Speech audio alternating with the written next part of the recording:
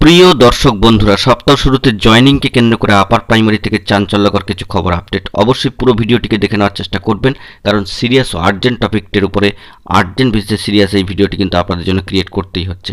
চ্যানেলটিকে সাবস্ক্রাইব করে নিয়ে সঙ্গে থাকবেন, ভিডিওটিকে সম্পূর্ণ শেষ পর্যন্ত শুনে বোঝার চেষ্টা করবেন। চলুন কথা না বাড়িয়ে মূল আলোচনায় প্রবেশ করে সম্পূর্ণ বিষয়টিকে জেনে নিই। অত্যন্ত চাঞ্চল্যকর খবর আপডেট সপ্তাহ শুরুতেই এই আপার প্রাইমারি নিয়োগ প্রসেস কার্যত জয়েনিংকে কেন্দ্র করে।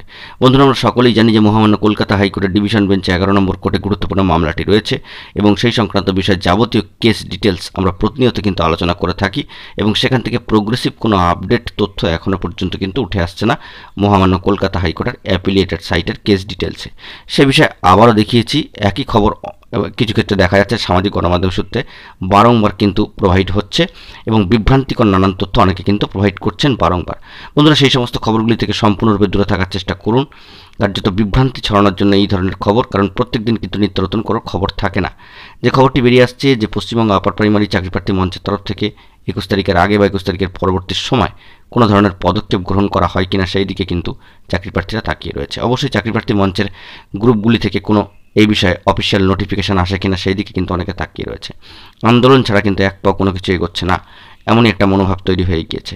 তবে মহামান্য কলকাতা হাইকোর্টের ডিভিশন বেঞ্চে 11 নম্বর কোর্টের উপর আস্থা রেখেছেন চাকরিপ্রার্থীরা, সেই দিক থেকে ভালো পজিটিভ খবরাখবর উঠে আসবে এমনটাই কিন্তু আশা করছেন।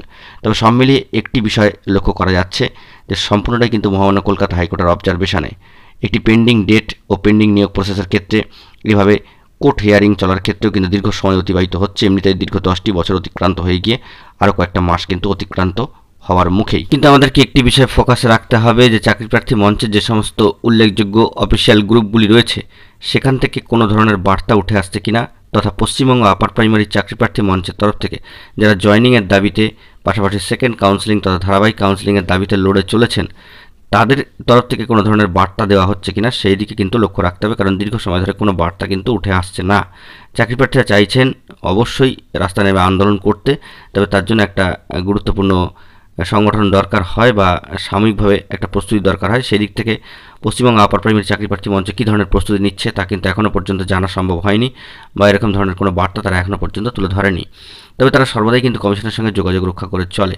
কিন্তু ম্যাট কেসের বর্তমানে যে স্ট্যাটাস দেখা যাচ্ছে তাতে করে এই শিডিউলে কবে পরিবর্তন আসবে বা 21 তারিখের কাছাকাছি সময় এই মামলা ফিক্সড হবে কি না, মামলা মেনশন হয়ে দুপুর 2টায়, সেই সংক্রান্ত বিষয়গুলো থেকে খবর পাওয়ার জন্য আমাদেরকে আর কয়েকটা দিন কিন্তু অপেক্ষা করতেই হচ্ছে, কারণ মহামান্য কলকাতা হাইকোর্টের অ্যাপিলিয়েটেড সাইটে এখনও পর্যন্ত কেস ডিটেলসে কোনো পরিবর্তন বা চাঞ্চল্যকর কোনো আপডেট এখনও পর্যন্ত কিন্তু দেখতে পাওয়া যাচ্ছে না। তবে জয়েনিংকে কেন্দ্র করে চাঞ্চল্যকর আপডেট এটাই যে যতই প্রসেস ডিলে হচ্ছে জয়েনিং কিন্তু দেরি হতেই থাকছে। কারণ স্কুল বাছাই করে বসে থাকা যে কত কষ্টকর সেটা কিন্তু একমাত্র যারা স্কুলটি বাছাই করেছেন তারাই কিন্তু বুঝতে পারছেন। পুরো প্রসেসটা কবে মিটবে তা নিয়ে সামগ্রিকভাবে একটা টান উত্তেজনা ও দোলাচলতার জায়গা কিন্তু ইতিমধ্যে তৈরি হচ্ছে। তবে সম্পূর্ণই আমাদের মহামান্য কলকাতা হাইকোর্টের উপর পূর্ণ আস্থা রয়েছে। সম্মানীয় বিচক্ষণ বিচারপতির এজলাস এই মামলা চলছে, তারাও কিন্তু যথেষ্ট বিচক্ষণ এবং পজিটিভ, তারাও চাইছেন এই মামলার দ্রুত নিষ্পত্তি করতে।